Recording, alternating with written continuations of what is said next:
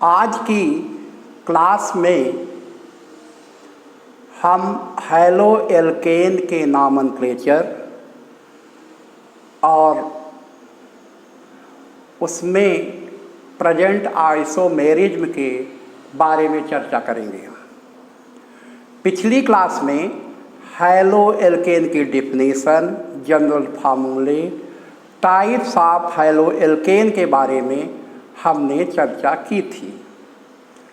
तो hello alkanes को 3 part में हमने क्लासिफाई किया था। Primary haloalkane, secondary haloalkane और टर्सरी हैलो एल्केन। तो आज हम ये चर्चा करेंगे कि हैलो एल्केन का नॉमेनक्लेचर कैसे करते हैं। तो इसके लिए सीधा सा रूल है कि सबसे पहले first of all that longest carbon chain is selected in which halogen atoms are present. सबसे पहले उस लॉन्गेस्ट कार्बन चेन का सिलेक्शन करेंगे जिसमें कि हैलोजन एटम्स प्रेजेंट हैं। हैलोजन एटम्स का मतलब है क्लोरीन के एटम, फ्लोरीन के एटम, आयोडीन के एटम या ब्रोमीन के एटम। उस चैन को हम as a main chain select करेंगे। इसके बाद after it numbering of carbon atoms is done such that carbon atoms की नंबरिंग इस तरह से करेंगे such that halogen atom gets at least number, कि हैलोजन एटम को कम से कम नंबर मिले। 200 पॉइंट ए है। व्हेन नेम इज रिटन, जब नेम लिखेंगे, then halogen atoms are taken as side group and their name is written as a prefix with their sequence number. जितने भी हैलोजन एटम्स हैं उनको अल्फ़ाबेटिकल ऑर्डर में उनके sequence number के साथ लिखेंगे। And at last on the basis of number of carbon atoms name of parent alkane is written. तो ओवरऑल हम ये कह सकते हैं कि जब नॉमेनक्लेचर करेंगे हैलो एल्केन्स का, तो सबसे पहले हम लॉन्गेस्ट कार्बन चैन का सिलेक्शन करेंगे। अब वो चैन वो होगी जिसमें कि हैलोजन एटम्स प्रेजेंट हो। हैलोजन एटम्स प्रेजेंट हो वही चैन हम सेलेक्ट करेंगे। जब कार्बन चैन सेलेक्ट करने के बाद numbering of carbon atoms is done such that halogen atom gets at least number. Numbering में हैलोजन एटम को कम से कम अंक मिलना चाहिए, कम से कम डिजिट मिलना चाहिए, कम से कम नंबर मिलना चाहिए।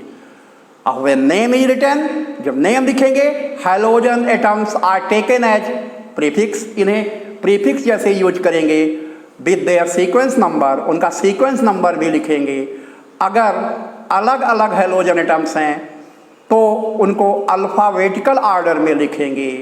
जैसे ब्रोमो और क्लोरो साथ में आ रहे हैं तो पहले ब्रोमो को लिखा जाएगा, इसके बाद क्लोरो को लिखेंगे और लास्ट में नंबर ऑफ कार्बन एटम्स के बेस पे हम उसमें पेरेंट एल्केन का नेम लिखेंगे। इसको कैसे करेंगे इसको हम यहाँ देखते हैं। जैसे ये ऑर्गेनिक कंपाउंड दिया गया है CH3, CH, Cl, CH2, CH, Br, CH3। ये एक हैलो एल्केन है, इसमें 2 हैलोजन एटम्स हैं। तो ये प्योर हैलो एल्केन तो नहीं कह सकते क्योंकि हैलो एल्केन में केवल एक ही हैलोजन एटम्स होना चाहिए। तो नंबरिंग इधर से करते हैं तो Cl को 2 मिलता है, इधर से करते हैं तो Br को 2 मिलता है, लेकिन अल्फ़ाबेटिकल ऑर्डर में Br पहले आता है तो नंबरिंग इस साइड से होगी। तो इसको 1 मिलेगा, इसको 2 मिलेगा, इसको 3 मिलेगा, इसको 4 और इसको 5। ये नंबरिंग हो गई। अब हाइड्रोजन एटम्स को एज ए साइड ग्रुप लिखेंगे। तो 2 नंबर पे ब्रोमो है, तो पहले हम 2 ब्रोमो, फिर 4 पे क्लोरो है, 4 क्लोरो, साइड ग्रुप्स हो गए। हाइड्रोजन एटम्स को हमने लिख लिया। पेरेंट एल्केन जो है इसमें 5 कार्बन एटम्स है मेन चेन में, तो ये हो जाएगा पेंटेन। तो इसका जो नामनक्लेचर हुआ 2 ब्रोमो 4 क्लोरो पेंटेन। तो इस तरीके से इनका नामनक्लेचर किया जा सकता है। अब सिंपल हम कोई हैलो एल्केन लेते हैं, जैसे C3H7Br है, इसका नामनक्लेचर हमें करना है। तो पहले इसका तरीका है कि इसको हम ब्रेक कर दें।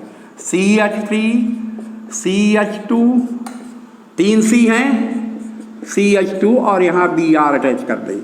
इनको अगर हम मिलाएं तो यही चीज आएगी। C3 C3 3 to 5 to 7 7 और Br। इसमें नंबरिंग इस तरफ से होगी 1 2 3। ये इसका नामनक्लेचर होगा 1 ब्रोमो, और मेन चेन में 3 कार्बन एटम्स हैं, इसलिए मेन पेरेंट एल्केन जो होगी वो प्रोपेन होगी, 1 ब्रोमो प्रोपेन। सिंपल है।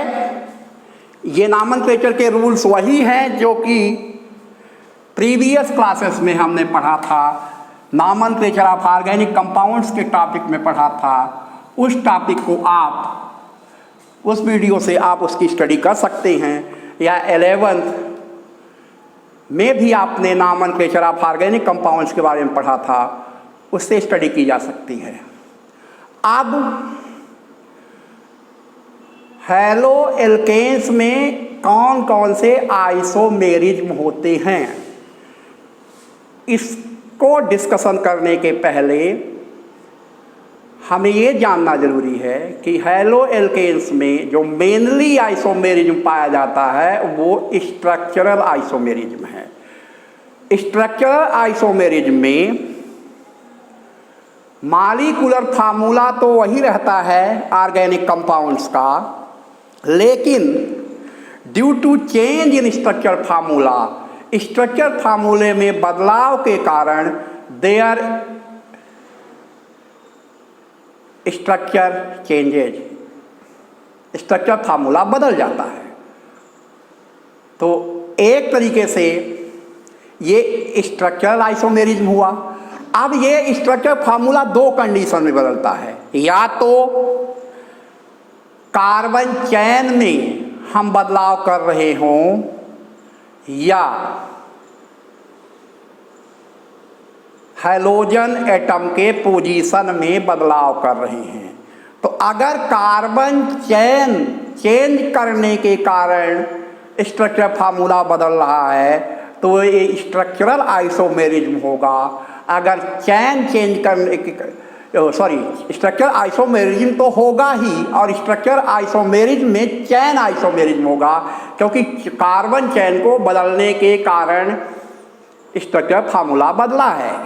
अब अगर हाइड्रोजन एटम की पोजीशन हम बदल रहे हैं तो जो स्ट्रक्चरल आइसोमेरिज्म एराइज होगा वो पोजीशन आइसोमेरिज्म होगा। तो हम ये कह सकते हैं कि हैलो एल्केन्स में 2 तरह के स्ट्रक्चरल आइसोमेरिज्म हैं, चैन आइसोमेरिज्म और position isomerism. In chain isomerism structure formula becomes different due to change in carbon chain, whereas in position isomerism, position of halogen atom is changed, then structure formula changes। तो हम दोनों example को देखते हैं। जैसे पहले हम चैन को लेते हैं, चैन आइसोमेरिज्म। पहले हम स्ट्रेट चैन लेते हैं, CH3 CH2 CH2 CH2 Br। ये स्टेट चेन है, इसका नॉमेनक्लेचर जो होगा वो 1 ब्रोमो, मेन चेन में 4 कार्बन एटम्स है तो ब्यूटेन हो, इसका नॉमेनक्लेचर हो गया 1 ब्रोमो ब्यूटेन। अब इसके चेन बदलते हैं, हम ब्रांच करते हैं, CH3 CH3 CH2 Br। यहां पर कार्बन चेन स्ट्रेट थी, कार्बन एटम्स 4 थे, यहां पर हमने इसको ब्रांच कर दिया, कार्बन एटम्स 1 2 3 4 ही हैं, लेकिन अब ब्रांच हो गई। तो अब इसका जब नॉमेनक्लेचर करेंगे तो ये साइड ग्रुप हो जाएगा। तो 1 ब्रोमो 2 मेथिल। मेन चैन में, ये जो मेन चैन है केवल 3 कार्बन एटम्स हैं, प्रोपेन। मतलब दोनों के मॉलिक्यूलर फार्मूले सेम होंगे। मॉलिक्यूलर फार्मूला अगर दोनों को निकालेंगे तो ये C4H9Br ही होगा, आप चेक कर सकते हैं। कार्बन एटम 4 हैं, 1 2 3 4। H के एटम्स 9 होंगे, 3 to 5 to 7 to 9 और एक Br का एटम। इसमें हम चेक करते हैं, इसमें भी कार्बन एटम 4 हैं, 1 2 3 4। C4 3 3 6, H atom 7 to 9, C4H9। Br एक ही है। तो मॉलिक्यूलर फार्मूले दोनों के, मॉलिक्यूलर फार्मूला दोनों का एक ही है, C4H9Br, लेकिन स्ट्रक्चर फार्मूले डिफरेंट हो गए। क्यों हो गए?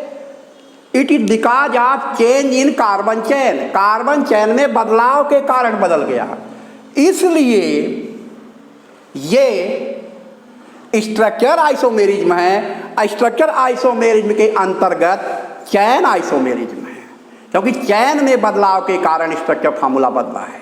तो ये एक आइसोमेरिज्म ये है हैलो एल्केन में, जो स्ट्रक्चर आइसोमेरिज्म है। दूसरा जो आइसोमेरिज्म है वो है पोजीशन। पोजीशन आइसोमेरिज्म में हाइड्रोजन एटम की पोजीशन बदल देते हैं, जैसे CH3 CH2 CH2 Br। इसका नॉमेनक्लेचर अगर हम करेंगे तो 1 ब्रोमो प्रोपेन होगा, इसमें हाइड्रोजन एटम 1 नंबर में है। अब इसको हम कर देते हैं CH3 Br की पोजीशन को बदल के 2 पे कर देते हैं, CH3। मॉलिक्यूलर फार्मूला वही रहेगा, CH3 CH, यहाँ Br अटैच, यहाँ अटैच कर दिया, पहले यहाँ था। अब इसका नॉमेनक्लेचर हो जाएगा 2 ब्रोमो प्रोपेन। अब ये 2 ब्रोमो प्रोपेन हो गया, पहले 1 ब्रोमो प्रोपेन था। वजह क्या है? हाइड्रोजन एटम की पोजीशन को बदलना, इसलिए ये आइसोमेरिज्म हो गया, पोजीशन आइसोमेरिज्म। तो इस तरीके से हम ये देख रहे हैं कि हैलो एल्केन में 2 तरह के स्ट्रक्चर आइसोमेरिज्म हैं, जो कि पोजीशन आइसोमेरिज्म और चैन आइसोमेरिज्म है। अगली क्लास में हम आगे हैलो एल्केन के बारे में चर्चा करेंगे। तब तक के लिए धन्यवाद।